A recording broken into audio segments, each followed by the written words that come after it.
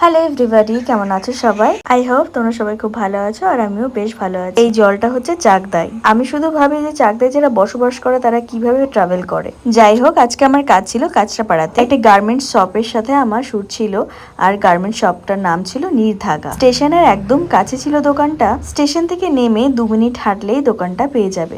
আমি ক্যাপশন এবং কমেন্টে পিন পোস্ট করে দেবো, সেখানে নাম্বার থাকবে, তোমরা কন্ট্যাক্ট করে নিও। প্রথমে যাওয়ার পরে আমাকে একটা গাউন দিয়েছিল, তারপরে আমাকে এই লেহেঙ্গাটা দিয়েছিল। এই লেহেঙ্গাটা যে এত প্রিটি আর কালারটা এত সুন্দর, ভীষণ স্যুট করছিল আমাকে। এই যে ফার্স্টে এই গাউনটা দিয়েছিল, এই গাউনটার উপর শুট হওয়ার পরে এই লেহেঙ্গাটা পরেছিলাম। প্রত্যেকটা কালেকশনই ভীষণ সুন্দর ছিল। সুন্দরের সাথে সাথে ছিল বাজেট ফ্রেন্ডলি।